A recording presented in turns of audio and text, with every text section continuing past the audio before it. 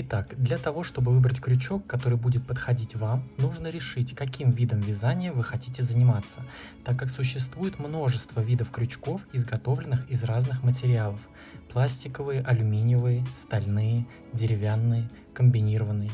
Они могут различаться по длине и толщине, и, соответственно, для каждого вида вязания нужен свой вид крючка, нужной длины и размера. Я же занимаюсь вязанием скатертей, интерьерных салфеток, рельефных и простых, поэтому я расскажу о тех крючках, которыми пользуюсь я и большинство мастеров, которые занимаются данным видом вязания. Итак, крючки в этом виде вязания считаются короткими, и их длина составляет в среднем от 12 до 16 сантиметров. Итак, вот крючки, которые есть у меня, и все они в среднем вот такой длины, какой я вам сказал, от 12 до 16 сантиметров. Они все примерно одинаковые.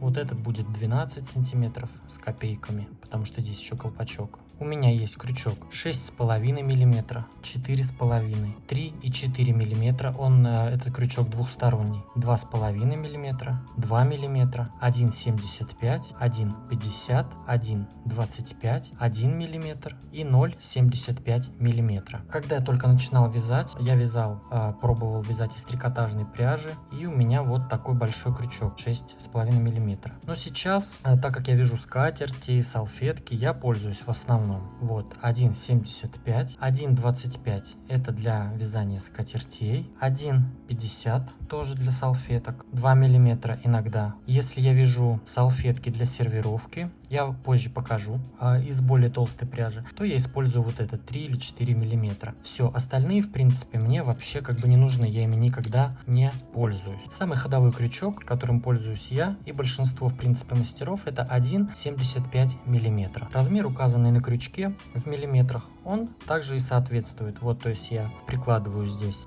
по метровой ленте, вот от миллиметра, ну вот он так и будет примерно 1,75 мм. Крючок состоит из 5 частей. Это головка крючка, выемка вот здесь под головкой, уже сам стержень или рабочая часть крючка называется, плоская часть крючка, ее еще могут называть щечки, и соответственно ручка. Головка — это самый кончик крючка, которым мы соответственно цепляем нить. Когда выбираете крючок, смотрите, чтобы его головка, вот эта часть, она не была сильно тупая, закругленная, или сильно острая, потому что если она будет сильно тупая, то ей будет неудобно вязать, потому что будет трудно крючку проходить сквозь петли. Если же она будет сильно острая, то в процессе вязания вы себе просто исколите все пальцы. Выемка — это вот эта часть, которая под головкой находится, самая узкая часть в крючке, это соответственно та самая часть, которая и цепляет нить. Стержень или рабочая часть, вот это. А по толщине этой части определяется размер крючка, то есть и его диаметр. Плоская часть, которую еще могут называть щечки, она предназначена в основном для опоры пальцев, и также на ней указывается номер крючка в миллиметрах, но на некоторых крючках может отсутствовать вообще эта часть, он будет просто вот так идти круглый, без этой плоской части. И соответственно последняя часть — это ручка, она бывает пластиковая, бывает деревянная. Вот у меня крючок, например, он вообще без ручки, я всегда таким вяжу, меня в принципе все устраивает. В этом виде вязания используются металлические крючки, и по своим характеристикам они самые удобные и долговечные. Как подобрать крючок к пряже? Вот, например, я беру пряжу, вот начнем с этой. Беру крючок, вот я взял крючок 1,75 мм. Мы кладем пряжу на крючок и натягиваем ее туда вниз. То есть и здесь видно, что пряжа сейчас идет вровень с крючком. То есть вот с этой головкой. То есть она высоко не уходит, и вниз она тоже вглубь не уходит пряжа. Если он вровень, значит крючок подходит к этой пряже. Вот 1,75 под эту пряжу. Вот, например, более толстая пряжа. Здесь я беру крючок 4 мм. Также вниз натягиваю. Вот у меня вровень пряжа с крючком. И здесь вот пряжа тоненькая, это уже я использую ее для вязания скатертей, и крючок 1,25 мм. То есть я также беру крючок, кладу туда пряжу, вниз натягиваю, все, у меня пряжа вровень с крючком, значит они друг к другу подходят. Если же, например, вязать слишком большим крючком, вот у меня тонкая пряжа и большой крючок, то есть пряжа у меня утоплена. Если я буду вязать большим крючком тонкую пряжу, соответственно вязание у меня будет рыхлое. Если же я буду вязать крючком более тонким, то соответственно вязание будет более плотное. То же самое, что вот к этой пряже, например, крючок 1,75 мм, он будет тоже большой фальшиват, потому что пряжа утоплена, вот, утоплена в крючке, и будет более рыхлое вязание. Я обычно ориентируюсь на этикетку, то есть вот у меня на этой пряже указано 1,75, я такой и использую. Здесь на этой пряже у меня указано 1,25, я такой и использую. Но это не всегда эффективно, потому что производитель может указывать размер крючка с большим запасом и диапазоном в размерах. Например, есть такая пряжа Анна 16. На ее этикетке указано, что рекомендуемый крючок от 1,5 до 2,5 мм. При том, что толщина этой пряжи 530 метров на 100 граммов, то есть в 50 граммах 265 метров. А вот в этой пряже, которую я использую, в ней вот 147,5 грамм, ну почти 150 грамм, 500 метров. То есть в 50 граммах 166 метров.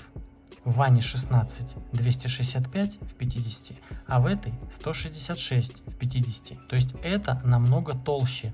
И то ей указывают крючок 1,75. А Анна 16, сама пряжа по себе намного тоньше, а крючок ей указывают большой. Но в основном я всегда встречаю, если мастера вяжут пряжей Анна 16, то это крючок 1,25 мм. Но производитель указывает от 1,5 до 2,5. Если вы начинающий вязальщик, то вы можете в принципе какую-то среднюю величину выбирать, которая на этикетке. Ну, например, 1,75. А далее вы уже со временем будете понимать, какой крючок вам нужен и какой пряжей вам нравится вязать. Также вы с опытом выработаете свою плотность вязания. Я, например, вяжу всегда достаточно туго, а кто-то любит вязку более рыхлую. Но это уже вкусы у всех разные. Вот, например, скатерть я вязал крючком 1,25 мм и вот этой пряжей. То есть вот что у меня получилось.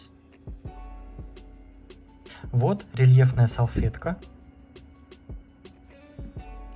Она связана вот такой пряжей и крючком 1,75 мм. Вот эта салфетка. Она у меня уже связана более толстой пряжей, вот такой. И я ее вязал крючком 4 мм. Также, например, если у вас нет этикетки на пряже, может быть осталась какая-то, вы уже забыли, какую вы использовали, можно измерить толщину крючка по пряже следующим образом. То есть мы берем нашу пряжу, прикладываем ее к линейке, к метру, смотрим. Она у меня 2 мм по толщине эта пряжа. Умножаем на 2, соответственно, мы берем крючок 4 мм. Ну что, дорогие друзья, в принципе на этом все. Я просто хотел поделиться своим опытом. Надеюсь, кому-то это видео будет полезным. Подписывайтесь, пожалуйста, на мой канал, ставьте лайки, пишите в комментариях, что вы думаете по этому поводу. Может быть, вы знаете какие-то другие способы подбора крючка и пряжи. Многим будет очень полезно почитать такие комментарии. Делитесь этим видео, кому оно может быть полезным и интересным. А я с вами прощаюсь. До скорого.